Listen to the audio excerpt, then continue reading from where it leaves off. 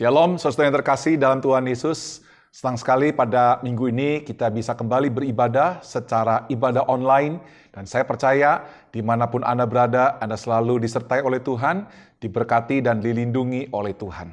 Saudaraku yang terkasih di dalam Tuhan Yesus, siapapun Anda, gereja adalah merupakan tempat orang yang tidak sempurna untuk beribadah dan untuk menerima pelukan kasih sayang dari Tuhan.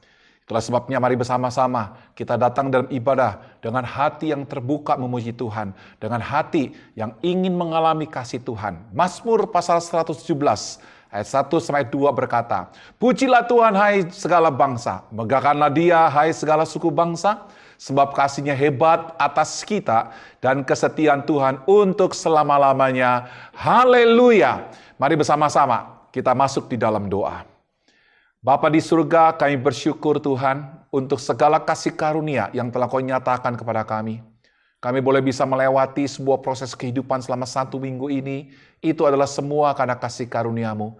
Kami boleh mengalami berkat yang cukup. Kami boleh bisa makan, kami boleh bisa tidur, kami boleh bisa bekerja, kami boleh bisa berolahraga. Semuanya karena kasih karunia-Mu. Dan di hari Minggu ini Tuhan kami datang dengan segala kelemahan kekurangan kami. Untuk kami boleh mengalami dekapan kasih-Mu yang begitu luar biasa. Dan kami Tuhan dalam ibadah ini, kami mendengarkan firman-Mu. Kami ingin memuji dan menyembah-Mu. Kami ingin berikan terbaik bagi-Mu. Biarlah Engkau berkenan atas segala pujian, penyembahan, dan ibadah kami pada hari ini. Terima kasih Bapa. Di dalam nama Yesus Tuhan dan Juru Selamat kami siap untuk beribadah. Amin. Mari bersama-sama jemaat yang ada di segala tempat, kita bangkit berdiri, kita akan bersama-sama membacakan pengakuan iman rasuli. Kita bersama-sama mengucapkannya dengan gereja di sepanjang abad di segala tempat yang berbunyi demikian. Aku percaya kepada Allah, Bapa yang Maha Kuasa, Khalik langit dan bumi, dan kepada Yesus Kristus anaknya yang tunggal Tuhan kita, yang dikandung oleh Roh Kudus, lahir dari anak darah Maria, yang menderita sengsara di bawah pemerintahan Pontius Pilatus, disalibkan, mati, dan dikuburkan. Turun ke dalam kerajaan maut, pada hari yang ketiga, bangkit pula dari antara orang mati, naik ke surga, duduk di sebelah kanan Allah, Bapa yang Maha Kuasa. Dan dari sana Ia akan datang untuk menghakimi orang yang hidup dan yang mati. Aku percaya kepada Roh Kudus, gereja yang kudus dan am, persekutuan orang kudus, pengampunan dosa, kebangkitan tubuh, dan hidup yang kekal. Amin. Silakan duduk saudaraku, selamat beribadah. Haleluya saudara. Mari saya undang setiap kita, mari kita bangkit berdiri. Di dimanapun saudara berada, mari kita mau sama-sama bersuka cita dalam hadirat Tuhan. Kita mau masuk gerbangnya dan kita mau girangkan namanya saudara.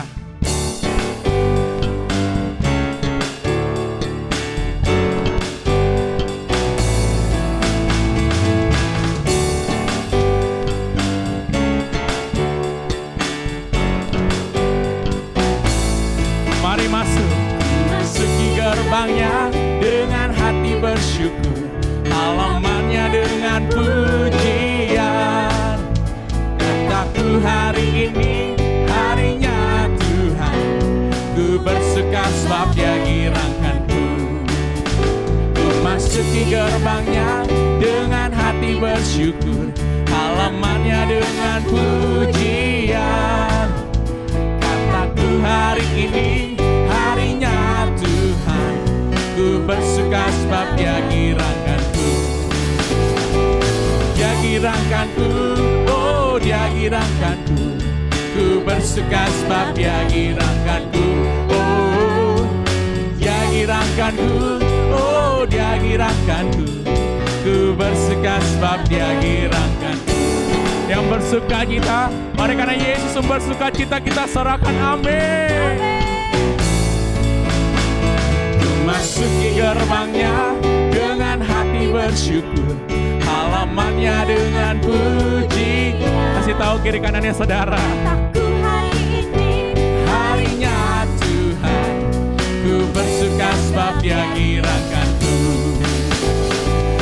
Dia girangkanku, oh Dia girangkanku. Ku bersuka sebab Dia giranganku. Oh, Dia giranganku. Oh, Dia giranganku.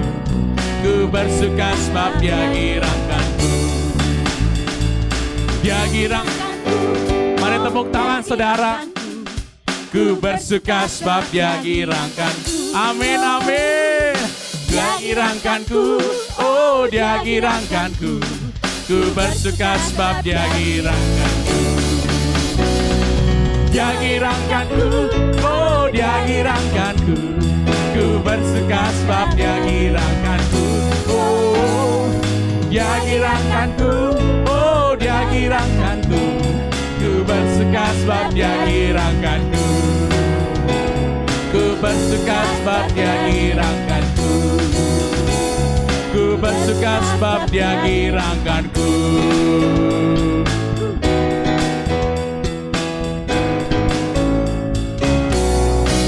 Haleluya, haleluya.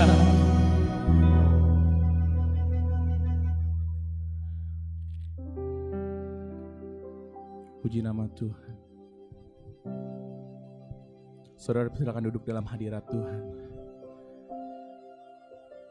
Mari kita tenangkan hati dan pikiran kita, saudara.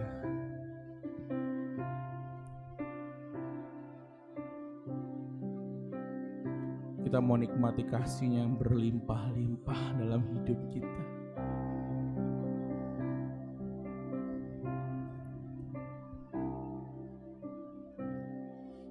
Siang melupakan pelanggaran, walau Maha tahu tak diingatnya. Allah hapuskan segala kesalahan, berlimpah kasih-Nya lampaui dosa. Puji Tuhan, sebab kasih-Nya sempurna.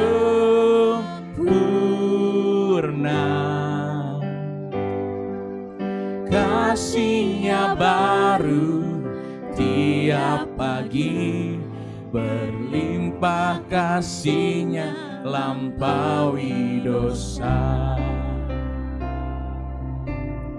Mari setiap kita, saudara, mari kita ambil waktu 1-2 menit ini.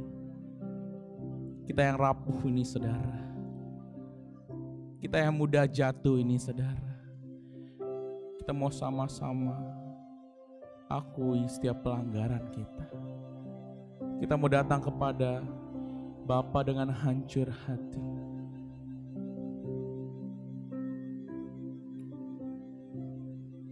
Mari akui di hadapan-Nya, saudara.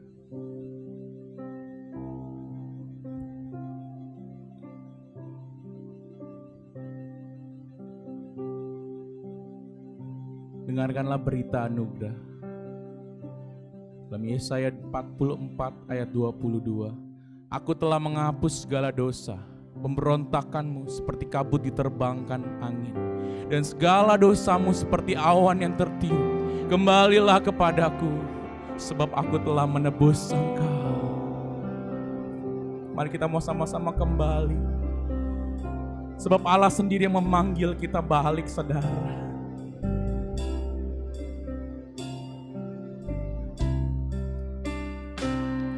Allah sabar saat kita tersesat, lembut Sang Bapa panggil pulang kita. Disambutlah yang lelah dan yang jahat, limpah kasih-Nya lampaui dosa. Puji Tuhan, sebab kasih-Nya kasih-Nya baru tiap pagi, saudara. Kasih-Nya baru tiap pagi, berlimpah kasih-Nya lampaui dosa.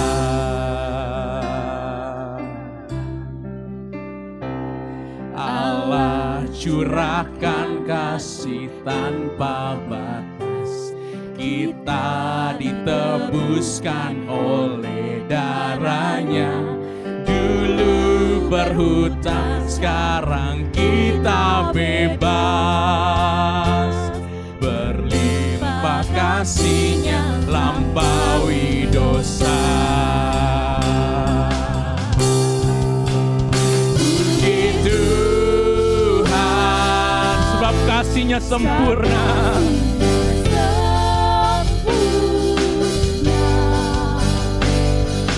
Kasih-Nya baru tiap pagi, berlimpah kasih-Nya, lampaui dosa.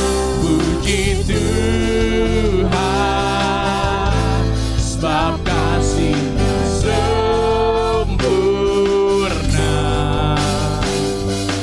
Kasih-Nya baru tiap pagi, berlimpah kasih-Nya, berlimpah kasih-Nya, berlimpah kasih-Nya, lampaui dosa. Berlimpah kasih-Nya, lampaui dosa.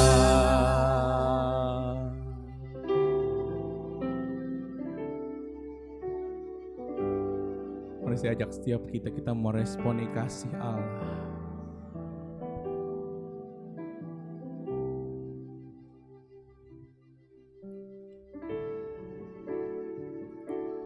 Aku mengasihi, dengan segenap hati katakan saudara sama Tuhan Yesus. dengan Segenap hatiku aku mengasihi Engkau Yesus. Dengan segenap, mari engkau yang jatuh cinta kepada Tuhan Yesus katakan, kasihi Engkau Yesus. Dengan segenap hatiku aku mengasihi Engkau Yesus. Dengan segenap, ini respon kami saudara.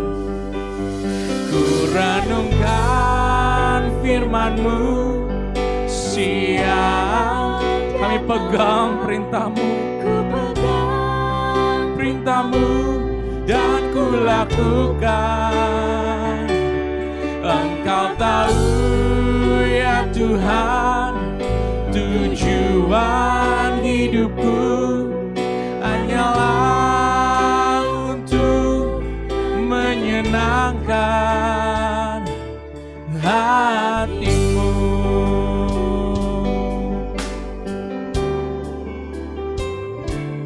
Aku mengasihi Engkau Yesus. Dengan segenap hatiku aku mengasihi Engkau Yesus. Dengan segenap jiwaku ku renungkan firman-Mu siang dan malam. Ku pegang perintah-Mu dan ku lakukan. Engkau tahu ya Tuhan, tujuan hidupku hanyalah untuk menyenangkan. Ku renungkan firman-Mu siang dan malam. Kami pegang perintah-Mu dan kami lakukan ya Tuhan. Engkau tahu ya Tuhan, tujuan hidupku hanyalah untuk menyenangkan hati-Mu. Engkau tahu ya Tuhan. Engkau tahu ya Tuhan, tujuan hidupku hanyalah untuk menyenangkan hatimu. Engkau tahu ya Tuhan, tujuan hidupku hanyalah untuk menyenangkan hatimu.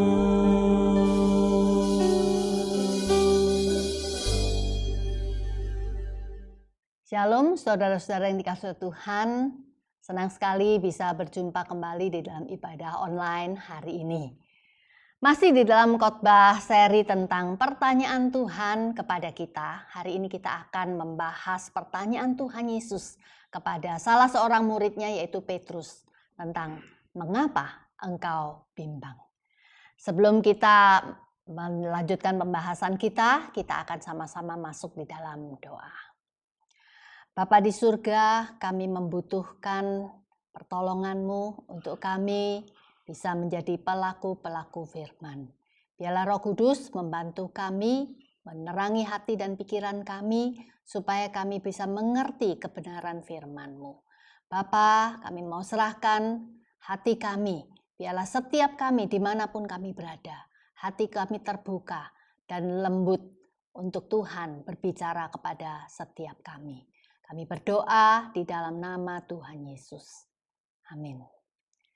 Mari saudara, kita akan sama-sama membuka Alkitab kita.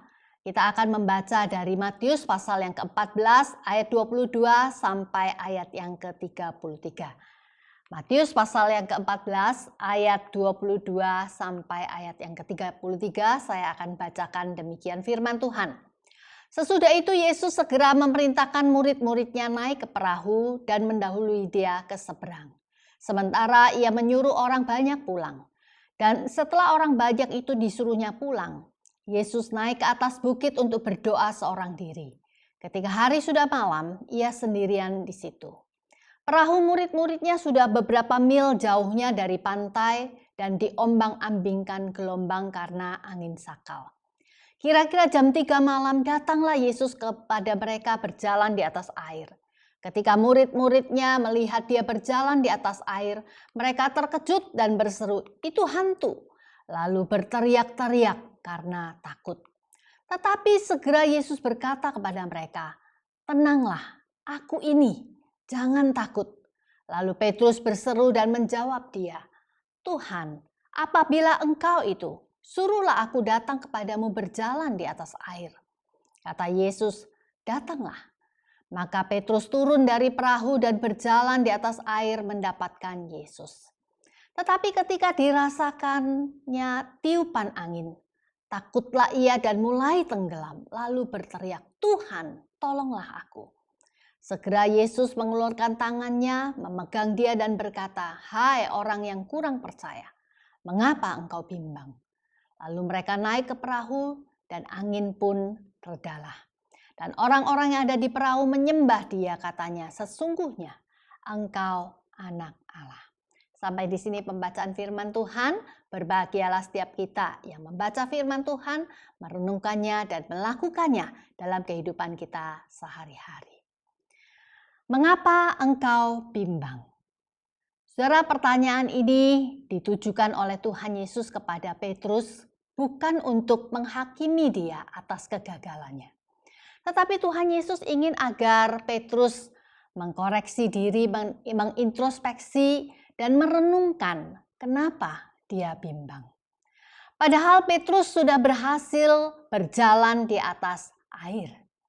Namun beberapa saat kemudian dia terjatuh dan hampir tenggelam. Jika Tuhan Yesus tidak segera mengulurkan tangannya menolong dia. Mengapa Petrus bimbang? Yang pertama, kalau kita melihat di dalam ayat yang ke-31, Tuhan Yesus menggunakan kalimat, "Hai orang yang kurang percaya, mengapa engkau bimbang?" Di dalam terjemahan bahasa Inggris diterjemahkan, "O you of little faith, Why did you doubt?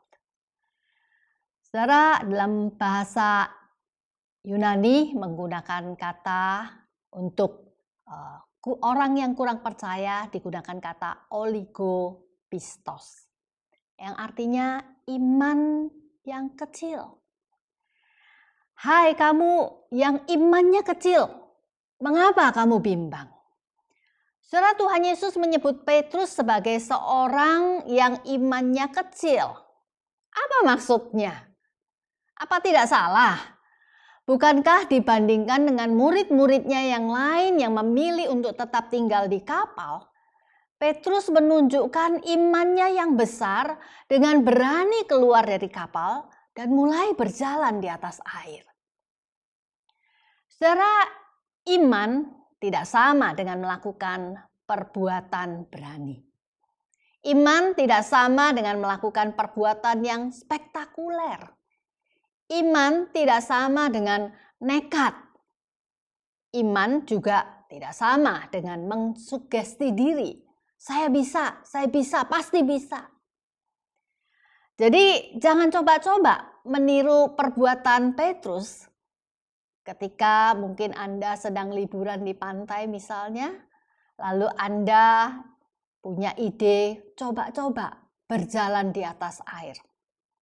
Atau Anda sedang berada di sebuah gedung yang tinggi dan Anda punya ide untuk melompat dari ketinggian gedung. Atau Anda mau mencoba menyeberang jalan sambil menutup mata. Atau di tengah masa COVID ini Anda coba berkeliaran di kerumunan orang banyak tanpa memakai masker. Soalnya itu bukan iman, ya. Petrus memang kita kenal sebagai seorang yang sangat bereaksi. Dia seringkali berkata-kata dan bertindak secara spontan tanpa berpikir panjang. Kali ini memang kelihatannya Petrus melakukan sebuah perbuatan yang nekat. Tetapi perhatikan, sebelum Petrus turun ke atas air, dia sudah yakinkan lebih dulu bahwa Tuhan memang suruh. Kalau kita melihat di dalam ayat yang ke-28 sampai 29 dikatakan, Tuhan, apabila engkau itu, suruhlah aku datang kepadamu berjalan di atas air. Kata Yesus, datanglah. Baru dia turun dan berjalan di atas air. Jadi kalau Tuhan tidak suruh, jangan coba-coba melakukan perbuatan yang terlalu berani atau nekat. Itu bukan iman. Meskipun demikian, terbukti bahwa iman Petrus tidak cukup tangguh ketika diperhadapkan kepada tiupan angin yang kencang. Dia menjadi takut dan mulai tenggelam. Sekali lagi, bukan karena Petrus tidak punya iman. Ia punya iman, tetapi seperti yang Tuhan Yesus katakan, imannya kecil. Ini bukan bicara soal ukuran, tetapi bicara tentang kualitas imannya. Imannya rapuh, imannya lemah, imannya mudah terguncang, imannya tidak tahan uji. Saudara, yang ironis adalah Petrus alami kegagalan justru tepat pada saat dia baru saja mengalami keberhasilan berjalan di atas air. Saudara, ternyata ini bukan sebuah kebetulan. Yesus sendiri yang menyuruh para murid mendahului dia ke seberang sementara dia menyendiri untuk berdoa. Dan Yesus tahu bahwa badai akan segera datang menimpa perahu yang ditumpangi oleh murid-muridnya. Saudara, ketika badai besar menimpa hidup kita, entah itu masalah ekonomi, entah itu menimpa usaha pekerjaan kita, menimpa masalah keluarga kita, masalah kesehatan, badai itu berupa masalah di dalam relasi kita dengan orang lain, atau masalah dalam diri kita pribadi, dan seterusnya. Seringkali justru melalui semuanya itu, Tuhan membukakan kepada kita kondisi iman kita yang sebenarnya. Saudara, awal tahun yang lalu saya menjalani pemeriksaan rutin dan rupanya dokter menyarankan saya untuk melakukan pemeriksaan lebih lanjut, yaitu biopsi. Saudara, jujur selama 2 minggu menunggu hasil pemeriksaan itu, saya benar-benar mengalami down dan kekhawatiran memenuhi saya begitu luar biasa. Saudara, puji Tuhan ternyata hasilnya tidak seperti yang saya takutkan. Namun melalui peristiwa ini, Tuhan menyadarkan saya betapa iman saya bisa menjadi begitu lemah dan rapuh. Saudara, mari kita evaluasi diri kita. Apakah kebimbangan yang engkau rasakan dan alami hari-hari ini adalah cara Tuhan untuk menyingkapkan bagaimana kondisi iman Anda yang sebenarnya? Yang kedua, mengapa Petrus bimbang? Yang kedua adalah karena dia kehilangan fokus. Di ayat yang ke-30 dikatakan, tetapi ketika dirasanya tiupan angin, takutlah ia dan mulai tenggelam. So, perhatikan kalimat ketika dirasanya tiupan angin. Saya yakin saudara, angin kencang dan ombak besar itu sudah ada sebelumnya. Namun Petrus tidak merasakannya karena ia fokus. Matanya tertuju kepada Yesus. Saudara, seperti yang sering kali kita alami ketika kita fokus kepada sesuatu atau kita fokus melakukan sesuatu, seringkali kita tidak menyadari apa yang terjadi di sekitar kita, bukan? Namun saat Petrus mulai terdistraksi, fokusnya mulai teralihkan dari Tuhan Yesus kepada angin dan ombak di sekelilingnya yang begitu besar. Ia menjadi takut dan ketakutan itu begitu menguasai dirinya dan ia mulai tenggelam. Saudara, kenapa hari-hari ini engkau mengalami kebimbangan? Cobalah periksa, adakah hal-hal yang mengalihkan fokus hidupmu dari Tuhan? Apakah itu persoalanmu menjadi raksasa yang begitu besar dan menakutkan dan menguasai hati dan pikiranmu? Engkau terus memikirkannya. Engkau tidak bisa lepas darinya. Engkau tidak bisa tidur. Engkau tidak bisa makan. Engkau tidak dapat melakukan apa-apa karena itu sangat mengganggumu. Atau mungkin engkau tidak sedang menghadapi persoalan besar, tetapi engkau terlena oleh kesibukanmu, kesenanganmu, teman-temanmu, prestasimu, kariermu, nilai-nilai dunia saat ini, hal-hal baru yang engkau belum pernah dengar dan pelajari. Sehingga tanpa sadar itu sudah menggeser Tuhan dari hidupmu. Saudara, saya mengenal seorang anak muda yang saya tahu tadinya begitu cinta Tuhan. Ketika dia kuliah di luar negeri, dia lulus dan berhasil mendapatkan gelar terbaik. Dan ia berhasil mendapatkan pekerjaan yang sangat baik dengan gaji yang sangat wow. Namun saudara, hari-hari ini saya mendengar dia mulai bimbang akan iman. Ya sudah lama jauh dari Tuhan karena kesibukannya belajar dan mengejar karier. Ditambah dia tidak punya teman-teman seiman dan teman-teman sepergaulannya adalah orang-orang yang tidak kenal Tuhan. Bahkan orang-orang yang ateis. Saudara, kenali, adakah hal-hal yang telah mengalihkan fokus hidupmu dari Tuhan?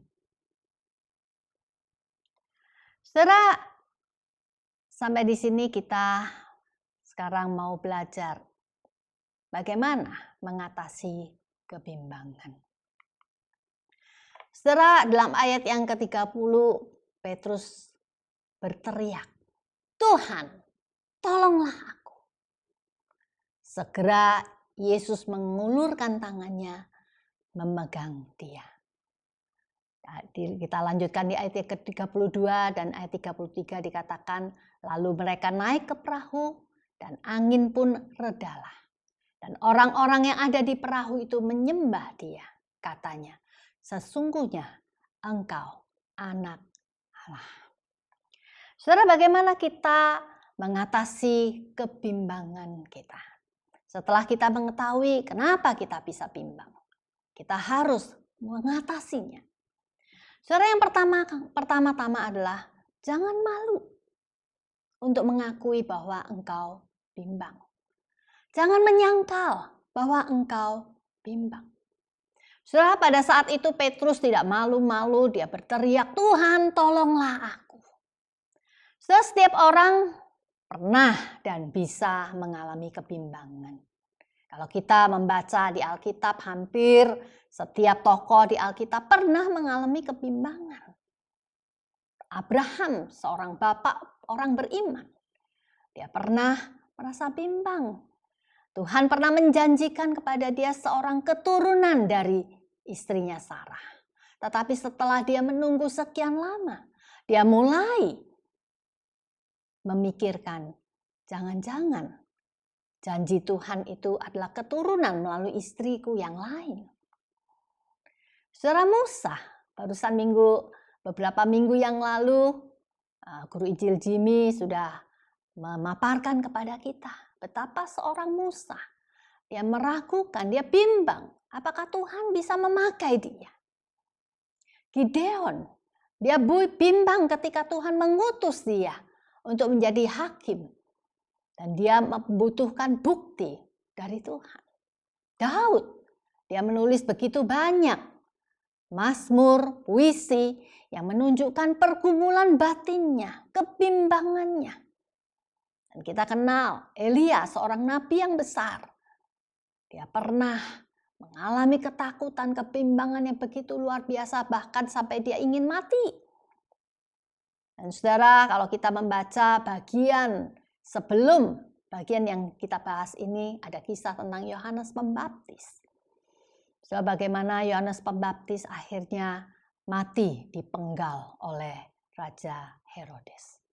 Yohanes Pembaptis, dia pun pernah mengalami kebimbangan di dalam penjara. Dia mengutus murid-muridnya untuk bertanya kepada Tuhan Yesus, apakah aku harus menunggu orang lain? Ataukah Mesias itu engkau? Atau aku harus menunggu yang lain? Saudara, seperti yang kita baca di dalam kisah Petrus ini, kita melihat betapa Tuhan Yesus begitu sabar menghadapi ketidakpercayaan dan kedegilan hati murid-muridnya. Kalau kita membaca di dalam kisah yang sama yang dicatat oleh Markus, pasal yang ke-6 ayat 51 sampai 52, di situ dikatakan, lalu ia naik ke perahu mendapatkan reka dan angin pun redalah. Mereka atau murid-murid Tuhan Yesus, termasuk Petrus, sangat tercengang dan bingung. Sebab sesudah peristiwa roti itu, mereka belum juga mengerti. Dan hati mereka tetap degil. Saudaraku yang dikasihi Tuhan, Tuhan Yesus begitu sabar menghadapi kedegilan, ketidakpercayaan murid-muridnya. Saudara, jangan malu untuk mengakui bahwa engkau bimbang. Jika perlu, engkau dapat mencari seseorang yang bisa kau percayai dan dewasa secara rohani untuk menceritakan pergumulan dan kebimbanganmu supaya engkau didoakan dan engkau bisa diarahkan. Yang kedua, bagaimana mengatasi kebimbangan? Mintalah pertolongan Tuhan. Saudara, Petrus sadar sekalipun dia bisa berenang, dia tidak akan dapat selamat menghadapi ombak besar dan angin badai tersebut. Dia berseru kepada Tuhan Yesus, Tuhan, tolonglah aku. Dan dikatakan segera Yesus mengulurkan tangannya memegang dia.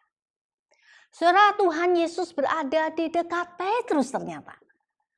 Tuhan Yesus tidak berlambat-lambat untuk menolong. Saudara, sesungguhnya kalau kita membaca di dalam Injil Markus, sesungguhnya Tuhan Yesus mengawasi keadaan para murid.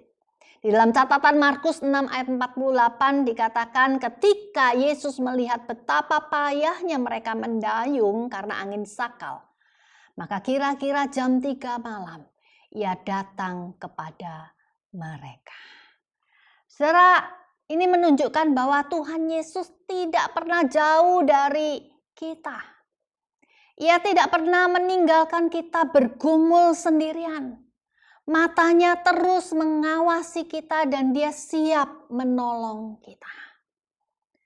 Saudara, kalau hari-hari ini engkau bergumul, engkau bimbang karena berbagai persoalan di dalam hidupmu.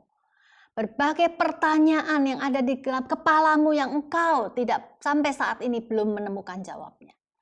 Saudaraku, serahkan persoalanmu itu kepada Tuhan. Minta pertolongannya. Percayalah bahwa dia jauh lebih besar daripada persoalanmu dan dia punya jawaban atas pertanyaan-pertanyaanmu. Dan dia pasti menolong engkau. Yang ketiga, bagaimana engkau bisa mengatasi kebimbangan? Bertumbuhlah di dalam iman. Saudara, hari itu setelah Yesus dan Petrus naik ke atas kapal. Saat itu dikatakan murid-murid menyembah dan menyebut Yesus sebagai anak Allah. Saudara, berbeda bukan dengan peristiwa sebelumnya. Kalau kita ingat di danau yang sama, Tuhan Yesus pernah menghardik angin dan ombak ketika angin dan ombak yang begitu besar menghantam kapal murid-murid dan waktu itu Tuhan Yesus sedang tidur. Tetapi ketika Yesus menghardik angin dan ombak itu, maka tenanglah angin. Saudara, dikatakan di dalam Matius 8 ayat 27, apa reaksi murid-murid pada waktu itu? Mereka berkata, orang apakah dia ini? Sehingga angin dan danau pun taat kepadanya. Pada waktu itu murid-murid tidak mengenal Yesus. Mereka tidak tahu siapa, mereka bingung. Sehingga mereka bertanya-tanya, orang apakah dia ini? Saudara, berbeda dengan peristiwa kali ini. Mereka menyembah Yesus dan menyebut dia anak Allah. Artinya saudara, peristiwa ini membuat Petrus dan murid-murid lainnya makin mengenal Yesus. Ia bukan sekedar seorang guru, tetapi dia adalah anak Allah atau Allah itu sendiri. Saudara, kita tidak akan mudah menjadi bimbang ketika iman kita semakin bertumbuh. Bertumbuh di dalam pengenalan akan Tuhan. Bertumbuh semakin dewasa. Bertumbuh dan berakar semakin dalam. Saudara, Paulus maksud saya dalam Kolose pasal 2 ayat ke-7 dan 8 berkata, hendaklah kamu berakar di dalam Dia dan dibangun di atas Dia. Hendaklah kamu bertambah teguh dalam iman yang telah diajarkan kepadamu. Hati-hatilah supaya jangan ada yang menawan kamu dengan filsafatnya yang kosong dan palsu, menurut ajaran turun-temurun dan roh-roh dunia, tetapi tidak menurut Kristus. Dalam Efesus pasal 4 ayat 14, Paulus juga berkata, sehingga kita bukan lagi anak-anak yang diombang-ambingkan oleh rupa-rupa angin pengajaran, oleh permainan palsu manusia dalam kelicikan mereka yang menyesatkan. Saudara, betapa pentingnya iman kita terus bertumbuh.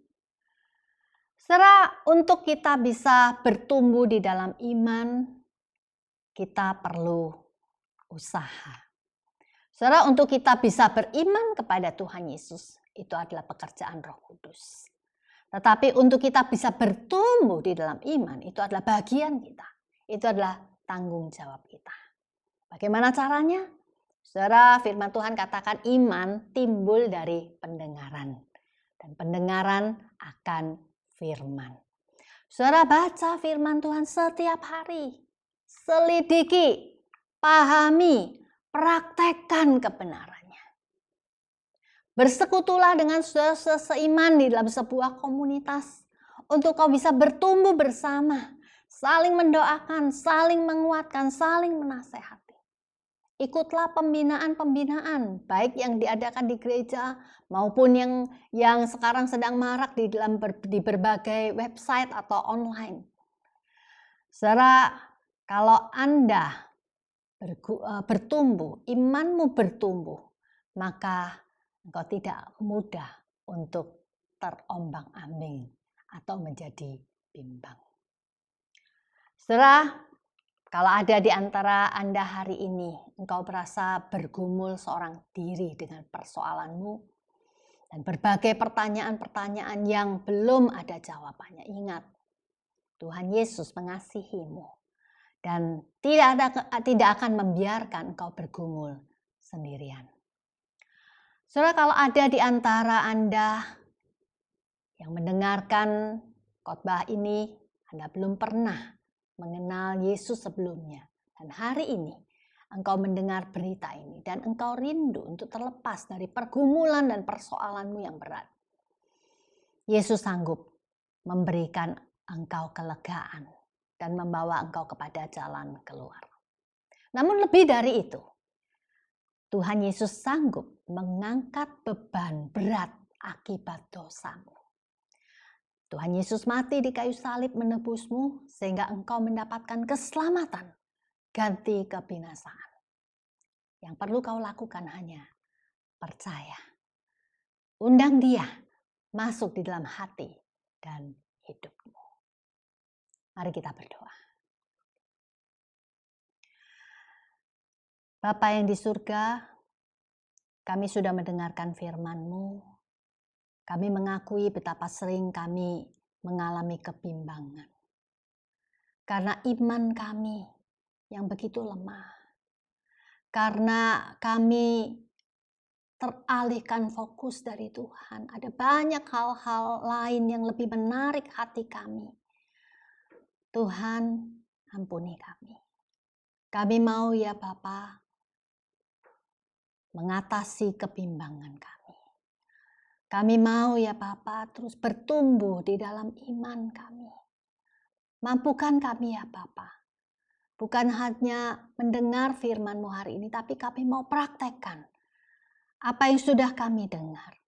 Roh Kudus, tolong kami dan bantu kami. Sampai sungguh-sungguh firman-Mu ini kami lakukan dalam hidup kami. Bapa, hamba-Mu juga berdoa kalau ada di antara pendengar khotbah hari ini, ada di antara mereka yang saat ini sedang bergumul. Dan mereka belum memiliki Yesus sebagai Tuhan dan Juru Selamatnya. Biarlah ya Bapa, hati mereka terbuka. Dan mereka boleh menerima, mengundang Yesus masuk dalam hidup mereka. Dan Engkau akan menuntun hidup mereka, membawa mereka keluar dari pergumulan mereka. Terima kasih ya Bapa, terima kasih. Kami berdoa minta di dalam nama Tuhan kami Yesus Kristus. Amin. Saudara jemaat yang dikasihi oleh Tuhan, setelah kita diberkati oleh firman Tuhan, saatnya kita akan memberikan persembahan di mana Tuhan sudah memberkati kita dalam segala usaha, pekerjaan, kesehatan. Mari kita satu dalam doa. Bapa yang kami puja, kami sembah, kami tinggikan, dan kami agungkan di dalam nama Tuhan Yesus, Tuhan Juru Selamat kami. Biarlah segala hormat, kemuliaan hanya bagi nama-Mu. Kami selalu mengucap syukur di mana Tuhan sudah memberkati kami dalam keluarga, kesehatan, usaha, pekerjaan, dan Tuhan selalu mencukupkan. Saat ini ya Tuhan kami akan memberikan persembahan. Biarlah melalui persembahan ini dikelola oleh para majelis untuk kemuliaan nama Tuhan khususnya di GKBJ Depok. Tuhan memberkati para majelis yang mengelola dan Kami mau terus bersandar, berharap kepada Tuhan di sepanjang minggu-minggu ke depan dan seterusnya. Karena hanya Tuhanlah andalan kami. Hanyalah Tuhanlah yang selalu setia, memberkati, mencukupkan. Bahkan ketika kami tidak meminta, Tuhan selalu memberkati kami. Biarlah melalui persembahan ini Tuhan, GKBJ Depok terus mengalami terobosan-terobosan dan nama Tuhan dimuliakan. Berkati persembahan kami semua dari jemaat-Mu. Hanya di dalam nama Tuhan Yesus Tuhan dan Juru Selamat kami berdoa dan kami mengucap syukur. Amin. Saat ini juga kita akan berdoa bagi bangsa dan negara kita, untuk pemerintah dalam menangani pandemi COVID-19 dan untuk jemaat GKBJ Depok. Mari kita sepakat berdoa syafaat ini. Kita satukan hati kita, satukan pikiran kita dan satukan doa kita. Mari kita berdoa bersama. Bapa, kami terus berdoa memohon kepada Tuhan khususnya bagi bangsa dan negara kami, bagi pemimpin-pemimpin kami mulai dari yang tertinggi yaitu Bapak Presiden, Bapak Wakil Presiden, para menteri dan jajarannya sampai ke tingkat-tingkat yang terendah. Biarlah mereka diberikan hikmat kebijaksanaan dari Tuhan dalam mengambil keputusan yang benar, sehingga bangsa dan negara ini boleh mengalami kesejahteraan. Bangsa dan negara kami boleh mengalami kedamaian. Bangsa dan negara kami di bawah kepemimpinan mereka, di bawah keputusan yang mereka ambil, selalu kami disejahterakan. Tuhan berkati kesehatan mereka, Tuhan berkati keluarga mereka. Kami juga berdoa buat pemerintah Kota Depok di mana kami berada. Tuhan berkati wali kota, wakil wali kota dan jajarannya. Tuhan berkati kota kami ini Tuhan, agar nama Tuhan dimuliakan. Biarlah gereja-gereja yang ada di Kota Depok juga ya Tuhan bersatu, sepakat. Kami mau taat, setia kepada keputusan-keputusan pemerintah. Kami juga berdoa bagi bangsa dan negara kami di tengah-tengah pandemi ini ya Tuhan. Di bawah gugus Menteri Kesehatan dalam penanganan COVID ini, kami mau berserah kepada Tuhan. Biarlah pandemi ini boleh cepat berlalu, di mana akan ada vaksin yang akan dibagikan, disuntikan ke seluruh rakyat Indonesia. Biarlah Tuhan mau berserah kepada Tuhan, di mana ketika vaksin sudah disuntikan dan wabah ini boleh selesai, perekonomian negara kami juga sudah boleh bergeliat kembali. Mereka yang tadinya tidak mempunyai pekerjaan boleh bekerja kembali, usaha yang tadinya mandek boleh terus berjalan, dan kami bangsa Indonesia terus diberikan semangat Tuhan dalam bekerja. Kami juga berdoa ya Bapa, khususnya bagi GKBJ Depok ya Tuhan, untuk jemaat-jemaat GKBJ Depok ya Tuhan. Biarlah kami terus mengalami terobosan-terobosan di bawah kepemimpinan hamba-hambamu, di bawah kepemimpinan para majelis. Kami terus memiliki hati yang takut akan Tuhan. Kami terus memiliki semangat baru dalam beribadah, walaupun saat-saat ini kami harus ibadah online dari rumah kami. Kami terus diberikan semangat Tuhan, hati yang baru ketika kami ditaburi oleh firman-Mu. Berkati hamba-hamba-Mu, para pemimpin-pemimpin GKBJ Depok ya Tuhan, yang terus membimbing kami, yang terus mendoakan kami, agar kami tetap setia, taat kepada Tuhan. Inilah rangkaian doa syafaat kami, hanya di dalam nama Tuhan Yesus kami berdoa dan mengucap syukur. Amin. Puji nama Tuhan saudara. Di penghujung ibadah kita, mari kita beri syukur kita kepada Allah Tritunggal. Dia yang beranugerah bagi kita semua saudara. Terima kasih Yesus. Terima kasih Yesus. Ku beri syukur hanya bagimu, ya Allahku, ya Tuhanku. Terima kasih Yesus. Terima kasih Yesus. Ku beri syukur hanya bagimu.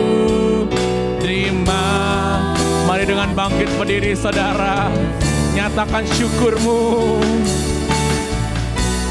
Terima kasih Yesus. Terima kasih Yesus.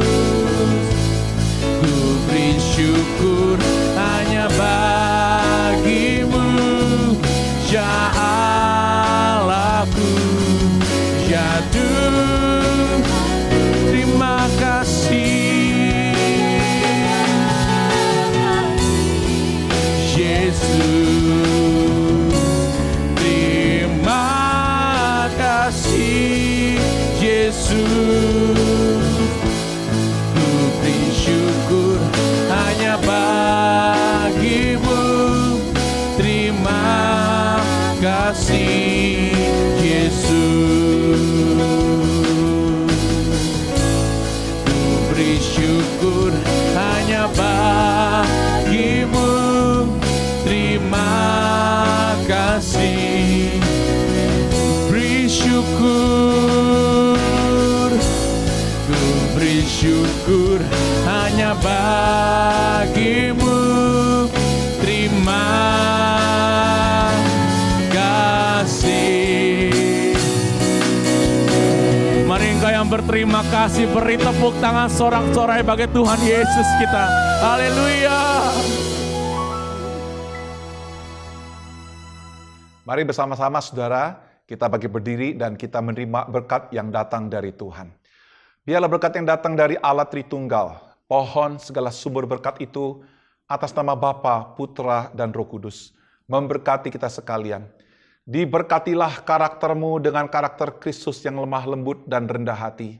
Diberkatilah engkau dengan kasih sayang yang begitu besar, yang dicurahkan oleh Allah Bapa di dalam hidupmu. Diberkatilah engkau dengan kuasa yang datang dari Roh Kudus, yang akan mengefektifkan kesaksian hidupmu bagi kemuliaan Kristus sampai Ia datang kembali. Katakan, Maranatha. Sekali lagi katakan, Maranatha, Yesus datang kembali. Amin.